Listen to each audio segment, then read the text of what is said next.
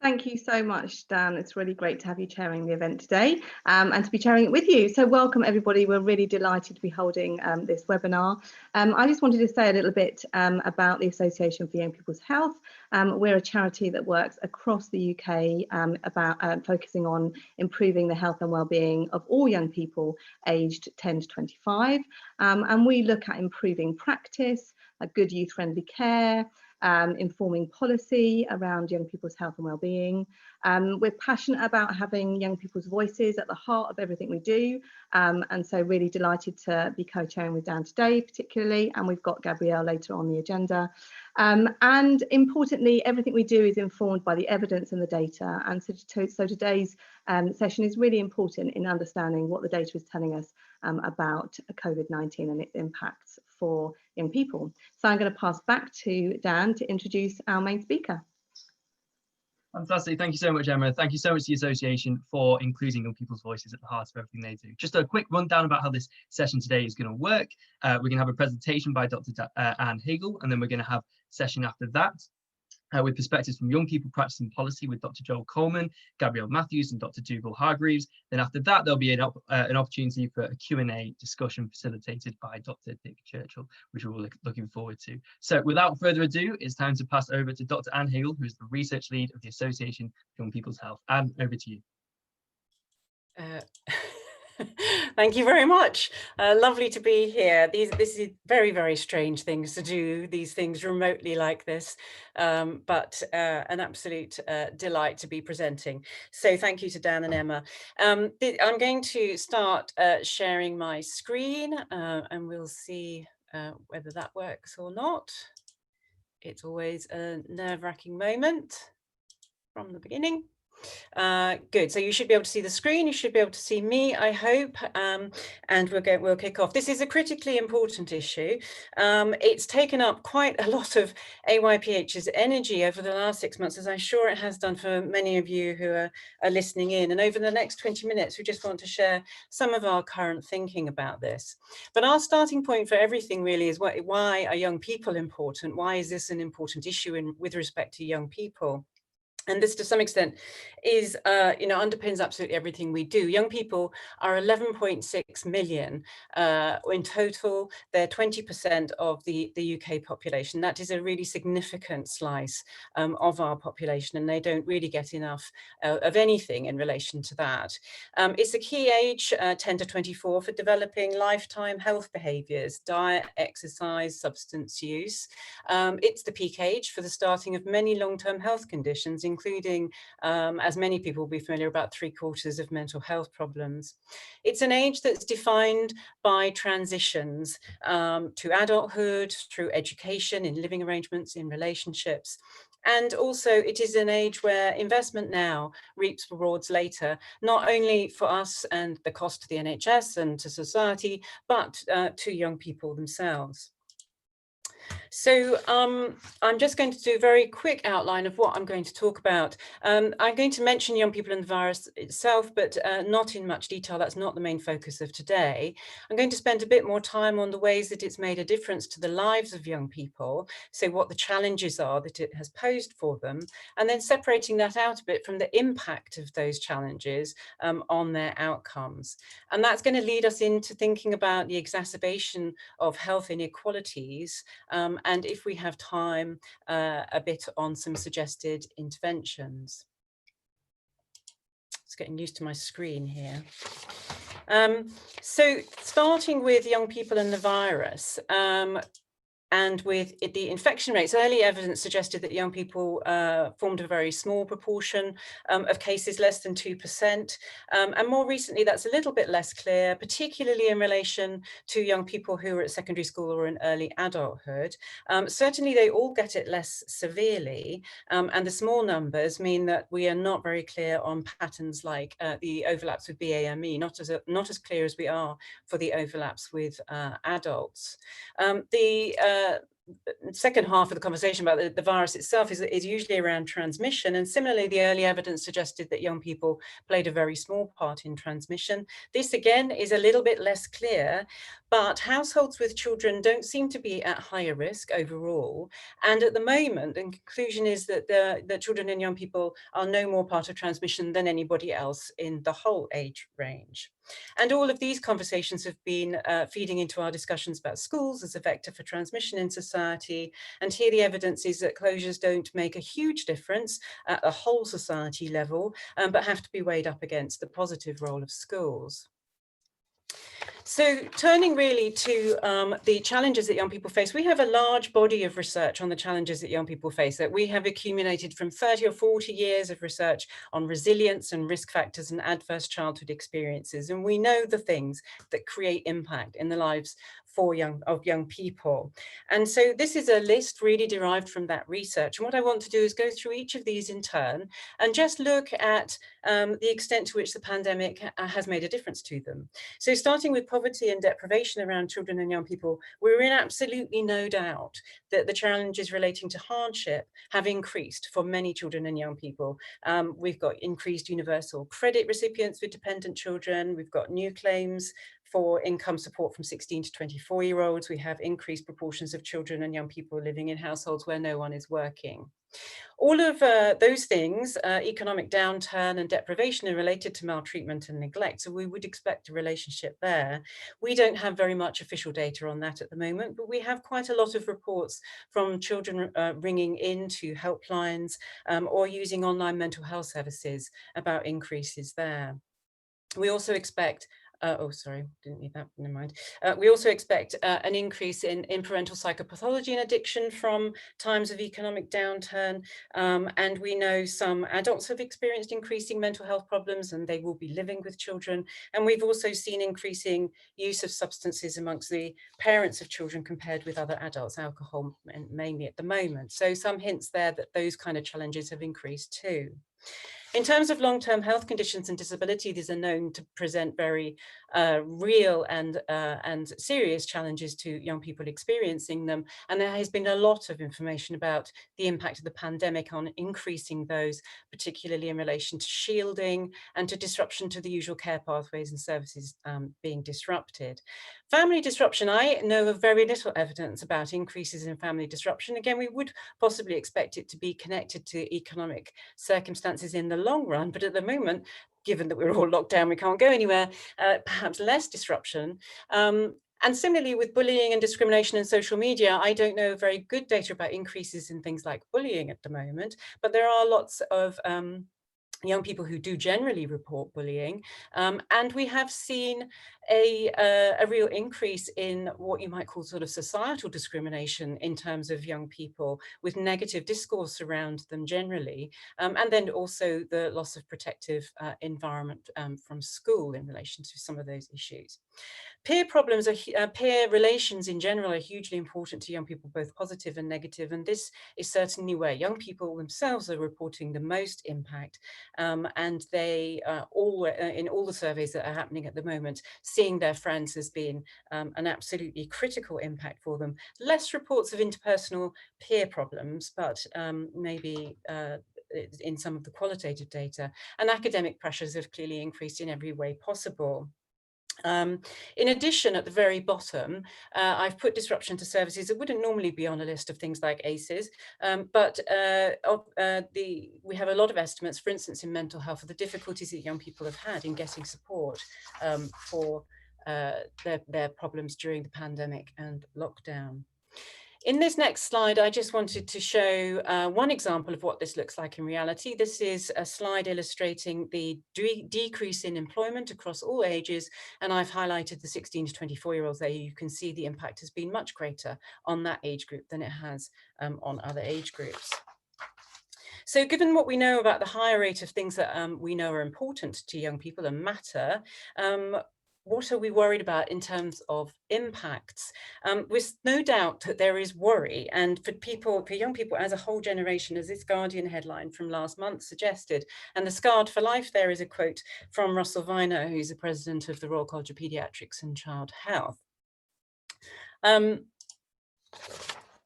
But looking actually in more detail, the first thing to say, and really always remember, is that young people are very adaptable, and some of the short-lived experiences of the lockdown may turn around when we move into more positive environments. But in terms of more negative outcomes, these are the things that have been the focus of attention so far, although they don't represent everything that we would be or should be interested in. And I just want to take a very quick look at each of those in turn. So starting with loneliness, it's fairly clear that this is a major impact. There is a lot of self-reported evidence. It's very consistent.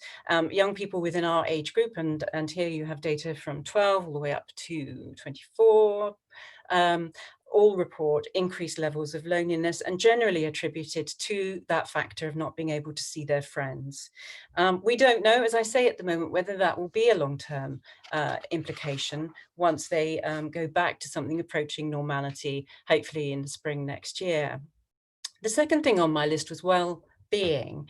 And here we have mixed evidence. So I have a quote for you there from the Department for Education very recently, from a State of the Nation report published about a month ago, saying overall and on average, children and young people have had quite stable personal well-being during the coronavirus pandemic. Levels of happiness are similar to previous years, which is a bit perplexing because that's not entirely what we're all hearing. These graph on the left is from Impact Ed survey, and that shows really extraordinary straight line. But for instance, the State of the Nation is a summary of all sorts of different bits of evidence. And what we're getting from some other places is a sense that maybe some groups of children and young people, in a sense underneath that line, maybe have had lower personal well-being, and some red flags being raised for the older age group, and particularly the 16 to 24-year-olds, who seem to be more anxious and worried about the future. Physical health was the third thing on my list, and here we have some limited evidence, but I wanted to put it on here because I think potentially it's got a bit lost in the general focus on mental health. And it is important to note that habits formed at this age can have lifetime implications, and the lack of the right detection or interventions at the right time could have long-term repercussions. So we have some emerging data about changes to exercise patterns for this age group, and some of these, reductions in physical activity and increase in sedentary behavior may become deeply entrenched unless there are interventions to shift that back. And that might be related later to issues such as obesity, diabetes. And we also have some emerging evidence that that's happened more for adolescents than it has for younger children. Sleep disruptions from self-report studies to online mental health services such as Kooth. There's been, for instance, Kooth reported a 150% increase in sleep issues in our age group. Nutritional changes. An international study of 10 to 19-year-olds reported some influence on diet, although the patterns aren't completely clear. And not on the slide are physical health issues such as drops in attendance at medical services and closure of things like weight management services, other community services, anecdotal reports of the difficulties of getting in touch with primary care, making appointments difficult enough for young people at the best of times and perhaps more difficult now. And then also on my list was mental health problems, and this is where we have received a lot of attention, but again, the evidence is a bit mixed. So these are the Office for National Statistics in the UK's very recent survey data from July 2020 compared to similar survey data in 2017. It's presented in the charts. I can't get it for any narrower age bands than this 5 to 16-year-olds, but in the text, and there you see the light blue bars are the July 2020, and so you can see visually that's an increase. But if we look just at the 11 to 16-year-olds, in fact, although there is a difference, not as dramatic as that, the results are not statistically significant. So that might be to do with sampling. It might be because this is something that is coming and going and isn't going to stand still. It's not entirely sure yet. When we look at the older age group, 17 to 22-year-olds in this survey, they're about 20% of them have a probable mental health disorder, which is high, but we don't have good trend data for 2017, so we don't know if that's a rise. Other studies have been tracking the ups and downs in mental health across the last 6 to 9 months, and this is from a large study called CoSpace. And here we have the blue line representing secondary school age children, looking at the patterns in their behavioural difficulties, emotional difficulties, and attentional problems from March until October. And again, that's a fairly straight line. There is some indication of blips at the very beginning, and other studies reported a sort of shock effect in the first weeks of lockdown in sort of April. But overall, that's a fairly even line. And also separate from this in other studies, we don't have very much evidence at the moment of increased reporting of suicidal thoughts. That may be because we're not doing that work properly yet. But overall, that's a bit of a confusing picture and what is going on. And there's a couple of things I want to say about that. The first is, I think one of the reasons for that confusing picture is that we are not yet seeing the impact of some of the slower burn challenges, such as the educational and the economic issues, and that these haven't yet unfolded in their full glory, so to speak. That is exactly, in fact, what the UK Chancellor has just said at lunchtime today. Quite explicitly. And so the impact of the economic issues, and especially for that older end of our age range, I think is something that we have to be really, really careful about. And the second is that we've not yet paid enough attention to the detail of the emerging health inequalities. And I have always been warned by others to be careful about the averages. And I think that's what we need to be careful about here, because we do know that there is some emerging evidence, for instance, that the mental health impacts are varying by Black and ethnic minority groups, by children with special educational needs and disability, children in care, and children facing particular economic disadvantage. At the moment, most of those data are coming from qualitative and self-report, but they're certainly suggesting something. The education gap, we know, has widened.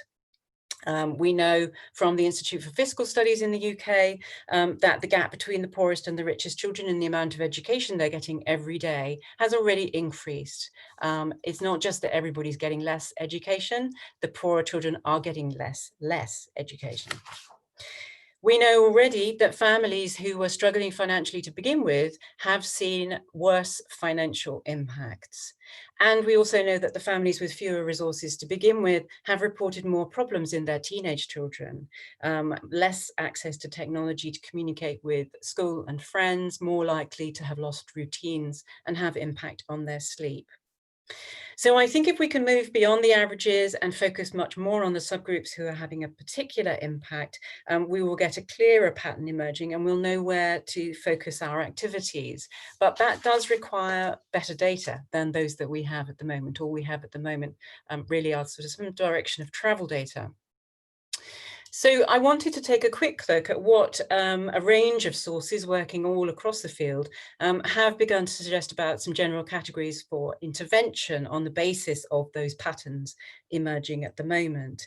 And I've put up categories here. I have in front of me under each of those categories 4 or 5 different things. I don't have time to run through all of those, but given that we are AYPH, what we would always put at the top here is the most important thing is that we're going to need better communication with young people.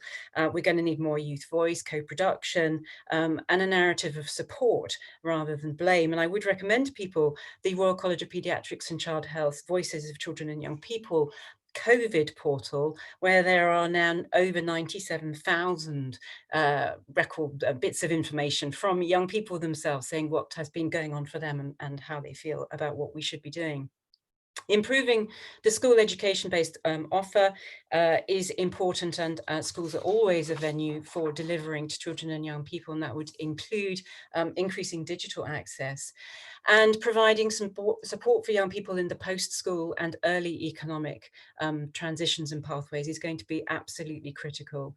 Bolstering the local voluntary sector services is essential for this age group. We're going to see a big hit again on the statutory support that services provided by local authorities. It's always our age group who are hardest hit by those, because many services to young people are not statutory, and the local voluntary sector steps up to the mark there. And we need to be able to make sure that they can still do that and provide local mental health services and all sorts of other things.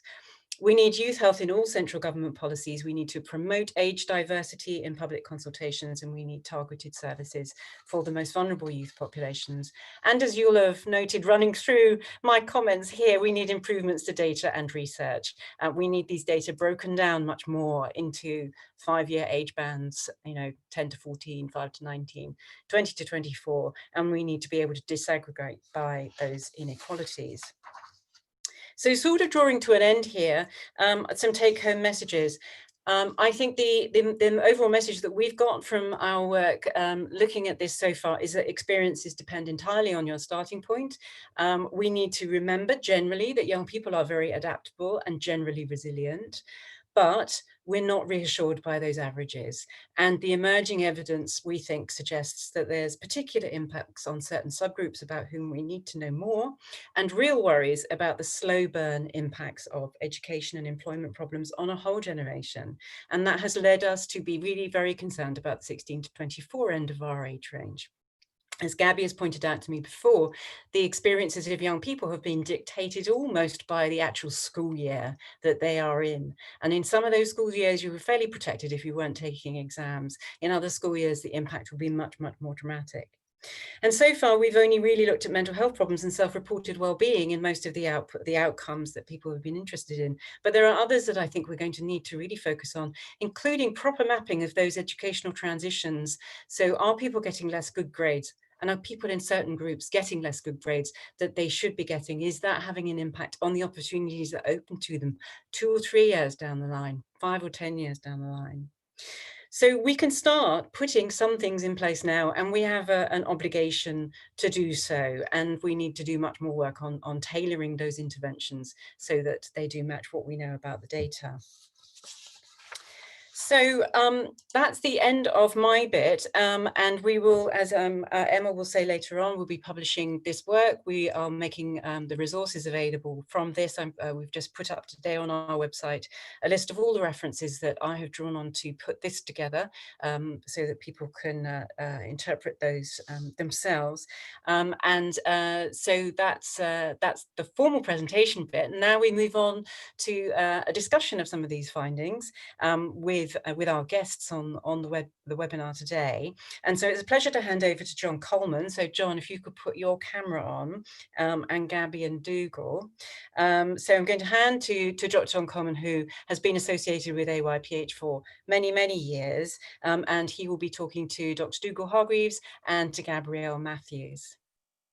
Yeah, thank you, Anne, and thank you for a really important and extremely valuable presentation. Before I start, I've just had a note from the chairs of the webinar today, just to remind everyone, please do put any questions that you have in the Q&A section. We'd really like to have questions from you. Obviously, Anne has raised a wide range of topics for discussion, so please do share your ideas with us. Okay, so it's my great pleasure. I'm going to be, as it were, convening a discussion with two very special people. We've got Gabrielle Matthews, who is the youngest member of the NHS Assembly. She's worked as a youth expert in the transformation program at the NHS, and she's a 5th-year medical student. So it's really great to have you, Gabrielle. And then we've got Dougal Hargreaves, Dr. Dougal Hargreaves, who's a consultant paediatrician at Imperial College NHS Trust. So we've got two really great people. So I'm going to start with Gabrielle. And can I ask you, just really reflecting on what Anne has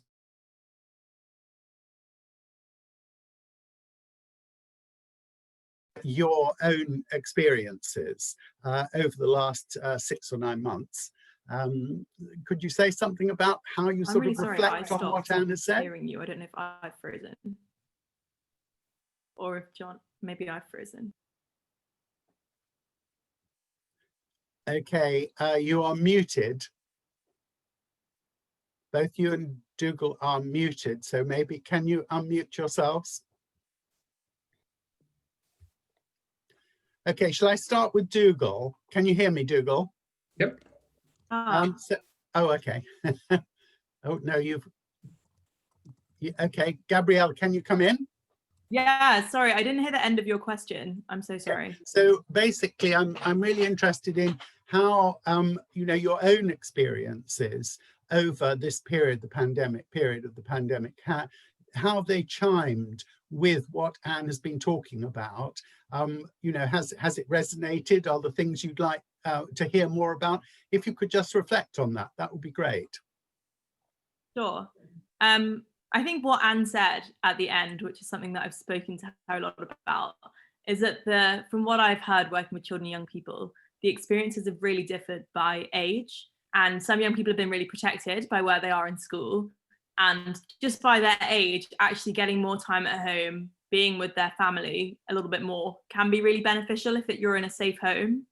But for other young people, that's exactly the opposite. You don't want to be in home if you're LGBTQ plus and your parents aren't okay with that.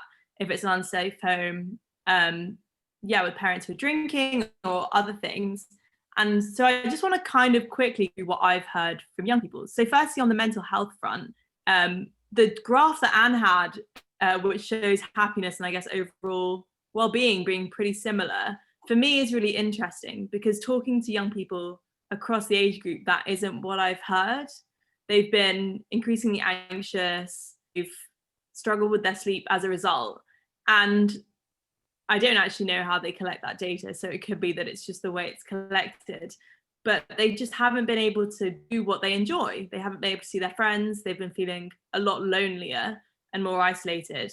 And especially in the 16 to 25 age group, which I do slightly more work with, really worried about their futures. And I think that's an incredibly heavy burden to be carrying. And then I think that's just impacting their physical health. So across the age range, speaking to young people, I've heard more concerns about exercising. I think where adults might have got more active in lockdown, children just aren't able to in the same way, and that young people aren't able to. And concerns around body weight and body image seem to be really prevalent. I've had loads of conversations with young girls that just feel like they're stuck in bodies and they can't do anything about it. And that's been hard because what can you say when there are guidelines, and if your parents or there isn't space for you to exercise, there's not really much you can have in that conversation. And then I do some work with a group of organizations called Alliance, which is the 12.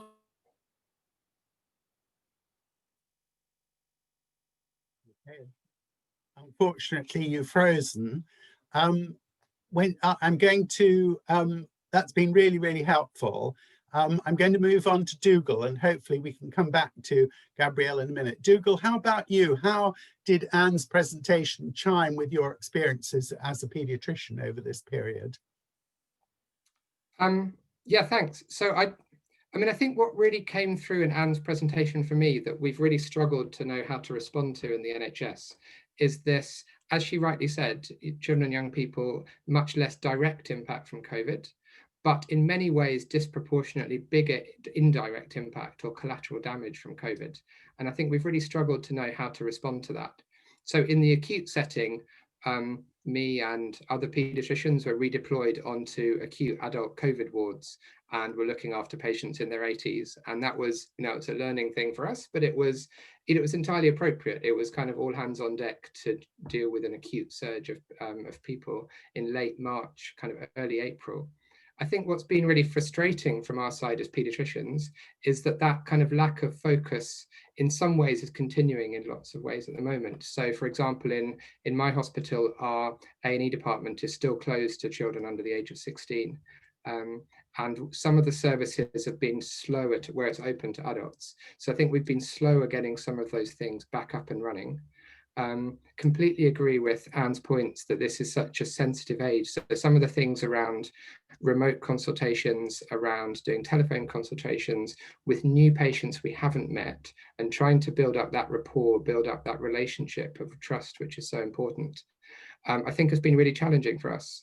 Not to say it's not challenging for other age groups. So, you know, working with elderly people is also very challenging when it's very tech dependent, but I think that's been something that we've struggled with as to how we can provide that same quality of care. Thanks. That's great, Dougal. I'll come back to you in a minute. Gabrielle, can you, you're muted at the moment. Do you want to come, can you come back in? Yep. Did you want to just finish off what you were saying? I'm so sorry. Yeah, I was just talking about the loss of safe spaces to young people. So working with some of the big youth sector charities, they've had young people try to reach out to them, and especially in the first lockdown, were not able to be there physically for them. And talking to other young people who don't have the access to the internet at home, or digitally deprived, I don't know what the term is, that's been incredibly isolating, and there's been no real way around that. I think despite some attempts to do that, if you can't get on the internet, you can't access so many of the other ways of support that we've tried to. And the transition to employment is something that I've increasingly heard people worried about. Even at university, I'm currently at Imperial, I've seen friends graduate and they would normally walk directly into a job. Imperial's got an almost 100% employment rate, and they're just really struggling. And then talking to apprenticeships and colleges, it's the same, because companies don't actually have the opportunity to hold apprenticeships in the way that they would, because it's not actually that financially beneficial to have an apprentice. It's kind of just a nice thing for a company to do. And on what Anne was saying as a take-home message, just to comment, I think what we're asking for and what you'd like to see to support all these young people is not what I would say that I've seen in the spending review today. There's like none of the funding that's been promised to young people is there. So I think as a group, we need to continue to push for young people's health to be prioritised, because I don't think that's really being heard in the way that it needs to be. But that was all. Thanks for coming back to me, John. That's great. No, that's really, really important. Dougal, a couple of things that really strike me. I mean, one is, I think, this huge variability in the responses to COVID among young people, and pointed out some of the obvious variables. But my experience is just such a huge range of responses, depending on your circumstances, depending on your housing, depending on the family situation, obviously depending on inequalities and so on. And also, I think there's been a real problem in actually collecting data, good data, during this period, because actually everyone's depended on people responding to online surveys mainly. It's been impossible to do any face-to-face interviewing. So the quality of data, I think, is a big issue. And I wondered if you've got, either of you, but Dougal first, whether you've got thoughts about either of those things. I don't know. I mean, I agree with you. I don't know what we do about the data question. I mean, the point about the variation in response resonates absolutely. I think what's been interesting, so for example, mental health, we've had I've certainly had patients, and I know colleagues have had that across our trust, of patients with long-term conditions who had really quite severe mental health problems pre-COVID, who've actually done much better over the last few months. So where that's been driven by social anxiety, by school pressures, by some of these other wider pressures, the fact that the pandemic has changed everything, for some people that's often been beneficial, particularly, as Gabrielle says, when they're going back to a loving, supportive family and they've got digital access, they've got access to green space, they've got a financially secure home to be in. But we've also seen a huge amount going the other way. And we obviously see a very skewed proportion of that as paediatricians. A lot of the unmet need is not coming to us. But we've certainly seen really quite severe onset of new mental health problems, which has been at least partly exacerbated or brought on by the pressures of pandemics. So, I mean, I'm thinking of a few patients who are not being at school, I think losing a lot of that agency, a lot of that sense of normal life, but also often taking on a lot of additional pressures at home. So I'm thinking of patients who are taking on additional caring responsibilities for their parents, also often taking on more responsibility than they would do, and a kind of a really important pressured role for younger siblings, just because they're stuck in that family environment. And just one other quick point, not directly on mental health, but I think for some children with special needs, with complex needs, attending special schools. I think often those schools are a real lifeline. They're kind of a social world for young people, and they're also a really important form of respite for families. And I think I've certainly had some patients who have really struggled over that period, who haven't been able to get access to their normal support services. Yes, in a number of workshops that I've been doing with parents of children with special educational needs or serious mental health problems, this has been a huge issue. I absolutely agree with you. Gabrielle, do you want to come in on either of those things? I think the role of school is just so important, isn't it? And for some, you know, school is actually a very stressful experience, either because of pressure from teachers in terms of tests and exams and all that sort of stuff, but also the social environment. And so I'm sure that many young people have actually felt less stressed because of this. But then, as Dougal says, there are lots of examples of things the other way.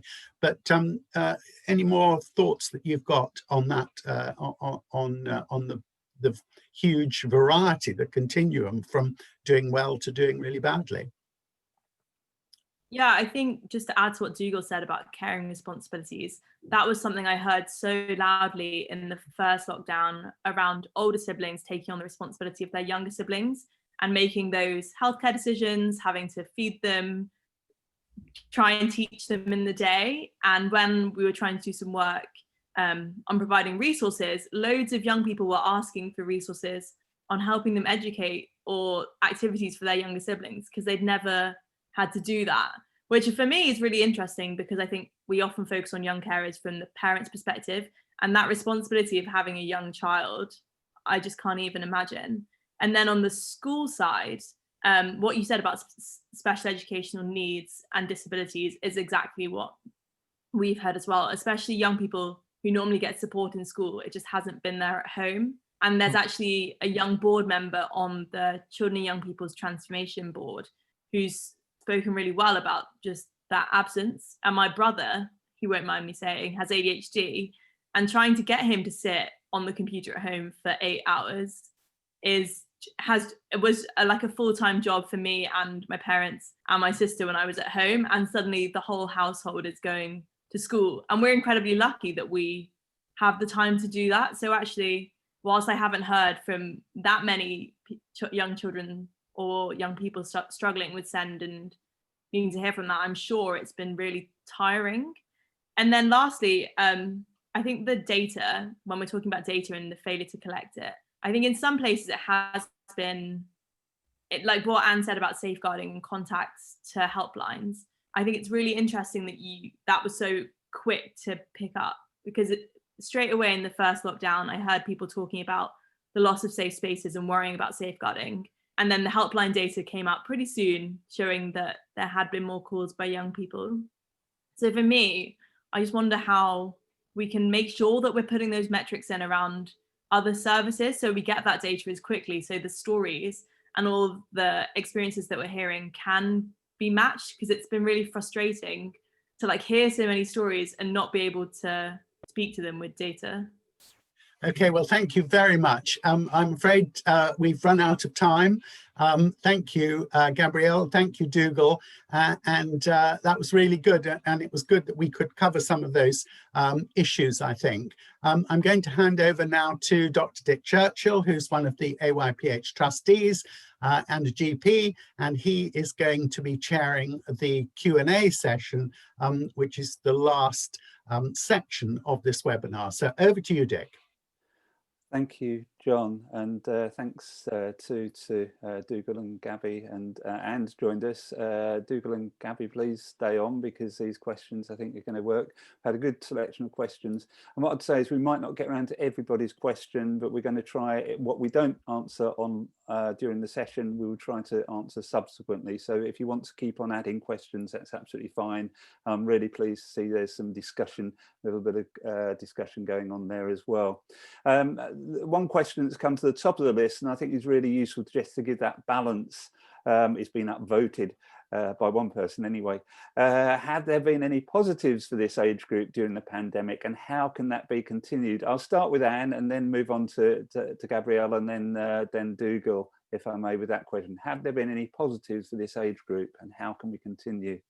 I think we've heard already actually some accounts of the positives from things that both Dougal and Gabrielle was saying, and John actually, because one of the positives has been there have been some reports of people's relationships with their parents improving, that just being able to spend that much time and having to share aspects of lives that maybe sometimes you can't, has actually worked very positively for some young people, not obviously for all, but in some cases.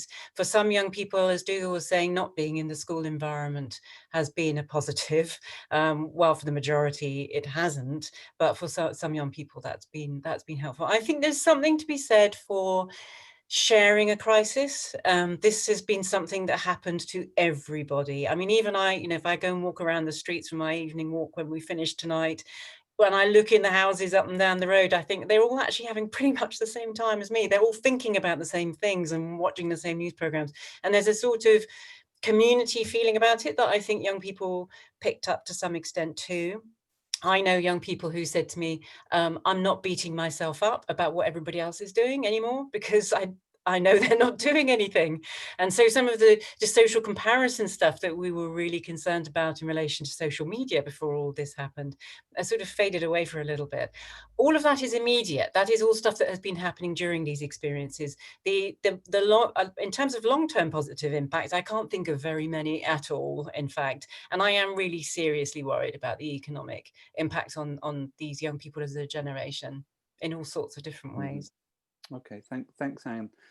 Gabrielle, have you got any brief comments on that question? Yeah, I don't think I can add much more, if I'm honest, Okay. to what Anne said. That's I fine. think you covered everything. You told me some of it anyway, Gabby. And Dougal, anything to add there? Well, I think on the individual point, I completely agree with the points Anne's made. I think there have been people who've benefited, and I wanted to kind of reinforce her points earlier about resilience and optimism and humour, and how that's been a common feature of lots of conversations we've had in the hospital and in the clinic the last few months. What I'd like to say on a national strategic point is that, this could be an opportunity for wider society to recognise the sacrifices that young people have made, which have been disproportionate in many ways to other areas of society. And I don't think we've done that yet at national level. I think that in certain local areas or in certain institutions, that has been recognised. And I think it does make a difference when those things are acknowledged. And I think there is an opportunity to do that much more in the national debate around COVID. Interesting, thank you. Okay, let's move on to another question that's just been upvoted. Do we think we're building up problems as a result of the lack of management of long-term conditions, which will lead to poorer outcomes in the coming months and even increased mortality? I guess I'm going to point that back to you, Dougal, first of all, and then perhaps to Anne. Sure, it's a really good question. I think what we spent the whole pandemic worrying about different things. So I think the initial part, we were really worried about, there were so relatively few young people going to A&E departments, attending their GP, turning up to hospital. And we were worried about missing acute illness. And there certainly were cases, but nationally, I think we've been a bit more reassured about that. It seems like there's a lot of quite sensible triaging and people making fairly balanced risk adjustments about when to seek help. The long-term picture, I agree, we just don't know enough about that yet. I've certainly, I saw a young woman who turns out to have epilepsy, who was referred in February, and I first met her and requested an EEG to help make the diagnosis of epilepsy or decide if it was. Usually we'd be able to do that in 2 to 3 weeks. And for various reasons, she didn't end up getting that EEG until August, and she started medication in September. So it wasn't a life-threatening thing, and it was perfectly appropriate. We didn't do it in 2 weeks, given what was going on in March. But I think it isn't good enough that she had to wait 6 months to get that investigation. And there have been concerns. Again, I think not very good data, but certainly concerns that longer waits to get MRIs, to get endoscopies, crucial tests for diagnosing rare but important conditions like cancers. There have been delays, certainly in some areas around that. And I think we don't know yet whether that will have a significant impact or not. So the potential's there, but we don't know yet. Anne, anything to add there? No, I think Dougal's covered that. We also don't know the long-term impact of some of the stress that those young people have been under. And if there's still ongoing worries, I think, for young people with long-term health conditions about how safe they are out and about, and a sense that the information that they're getting is not clear enough for them to make judgments about whether they should be going to college and so on. So their worrying will continue. Okay, you alluded to the need for data, and one of the questions is, how likely is it that there will be data made available to enable research to be carried out? Is there more that we need? Is there more being collected? What's in the pipeline, I guess? Well, I've been amazed at how quickly we mobilized research teams and projects. I mean, if you do pick up the list of references I put up this morning, is about 4 pages long. There's been a huge amount of research and a great willingness on the part of funders to fund research on children and young people. I think that has been actually very positive in the last few months. There's only so much you can do without having time. So at the moment, we don't have enough representative samples. We've not been able to follow people for time because no time has expired. So there's a limit to what we know at the moment. I don't know how long all of that will continue for, but I think Dougal might have a different perspective, but my sense has been there's actually been quite a lot of investment in research and quite a willingness to go on doing that. Shall I come in there, Dick? Yeah, Dougal, please. Yeah. Yeah, absolutely. I mean, I think it has been phenomenal how much research has been done so quickly. I think so. The 2 bits that I know about and I'm a bit more involved in. So we're doing a lot of work using routinely collected health data to study changes in patterns of GP consultations, of A&E attendance, of inpatient use. The difficulty we have, that doesn't necessarily answer the question before, which is the right one. Has it changed health outcomes? Because it's often very hard to get hold of the kind of outcome measures that we really want to get. Within the education world, there is a lot of work going on around learning loss, around how different groups of both different age groups and different groups in society, how their education has been impacted. What I think I haven't seen yet, I'm sure there is work going on, is research into the most effective ways to mitigate that. What's the most effective ways to do targeted catch-up programs? What's the most effective ways to try and kind of level up to even out those inequalities again? Yeah, absolutely. So the impact of interventions. Yeah. Okay. Let's move on because we've got other questions as well. And this one's very specific. It's a second part of one we've just been talking about, but I think it's very relevant. Has there been any evidence of increase in substance use during the periods of lockdown, or do we know of this? Anne? I haven't seen anything about young people. I've only seen adults. So the Institute for Alcohol Studies has done some stuff on alcohol. I haven't seen anything about substance use, and it may be partly because that's just not where the focus has been so far. It may be that I just haven't seen it, that it's out there. And so if people do know of something, then do let us know. We won't know of everything. And we have a concern that some regular surveys that happen should continue to happen too, even if they're not about COVID. So there is a big sort of biannual survey on drinking, smoking and drug use by young people in the UK, and it would be really useful for that to be continuing. I'm not sure what the plans are at the moment. But the short answer to that is that I don't know of any yet. I don't know if either of you, Dougal or Gabby, are aware of anything.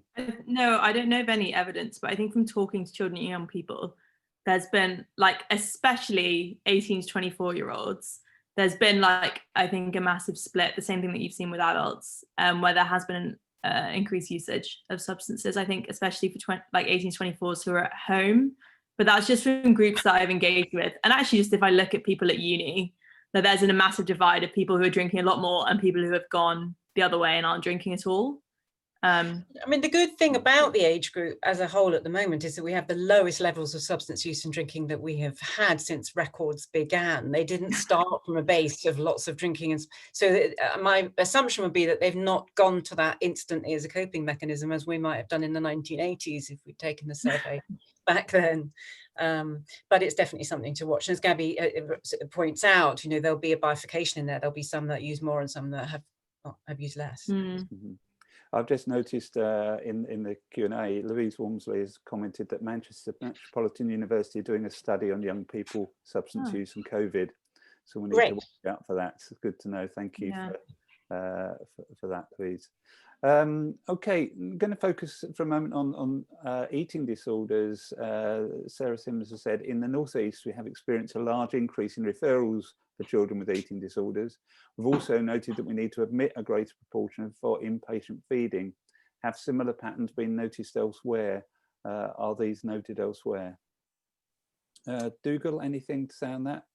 So, I mean, that's the kind of question that we will be able to answer in 6 months. I appreciate that's not a great answer. Anecdotally, locally, I've heard discussions about similar things, but yeah, I haven't seen any data on it. And Anne, anything? No, I don't know of any data on it. Similarly, I've heard anecdotal reports and reports from parents of the difficulties of being locked down with young people with eating disorders and not having access to services that they wanted. Okay, so that's the case of watch this space, and of course we are doing a follow-up to this session in a few months' time, so we may have some information when that comes along. And of course, if people have got things they know about, they want to let us know, please do. So that's the other way. This can be a two-way process. Let us know things we're not aware of. Another very specific one around sexual health outcomes. Is there any evidence of poorer sexual health outcomes for young people, particularly unplanned pregnancies, given the difficulty accessing sexual and contraceptive services? Anne? That's such a good question. There was concern. The only thing that I have heard about this is from Alison Hadley, who runs the Teenage Pregnancy Knowledge Exchange at the University of Bedfordshire, and she will be the person who will know the answer to that question. And I know she was concerned at the beginning with anecdotal reports that people were saying, you know, teenagers are all under lockdown, so obviously teenage pregnancy is going to go down, and her saying, I don't think that's going to be the case. But I don't actually know I mean, and again, maybe it's too early for us to get those data in a very sort of representative or robust way. But I agree that is something to watch. And not just teenage pregnancy, I think, you know, sexually transmitted infections. And that relates back really to my point about the importance of the voluntary sector. That is one of the main services in the voluntary sector that is really important to teenagers and young people. And they often go to those kind of services rather than going to GPs. And I think, you know, just concern about a lack of access to sexual health services has been reported anecdotally by young people. And Gabby, I wondered if you had any comments sort of anecdotally. Yeah, I think I'd agree with Anne. That's what I've heard. It's just concerns about what's open, but also the ability to go there when you're not leaving the house. So how can you get access to services if you're living at home and you can't leave the house? Or did I cut out there? No. And confidentiality with your family. Yeah, exactly. And things are arriving to the home. And then also, if you have met up with your partner, the guilt around having done so when you're meant to be in a lockdown. So if anything was to happen, how could you talk about it to family or parents? And that's what I've heard from young people that I've spoken to. Thank you. Okay, so our time for this Q&A has come to an end. Thank you to Anne, Dougal and Gabby for taking part. And those of you that put questions there we haven't been able to answer online, thank you for doing that. You realise that time was against us, but we will respond to those subsequent to the meeting. So thank you for that. So I'm just going to hand over now to Dan and Emma. Thank you. Thanks, Dick. Something's happened to my video. That's very odd. Yeah. Maybe I will just and I'll talk, otherwise it's a bit confusing, but I am here, so behind a very pixelated screen. So thank you everybody for all of the speakers, but also thanks everyone for all of the questions. I just wanted to also finally thank the Blagrave Trust, who have provided us with funding to support this webinar. There is going to be another webinar that we will be running early in 2021, and we'll also be writing a briefing and publishing a briefing on the results of on the kind of content of Anne's presentation, which we will share in early 2021.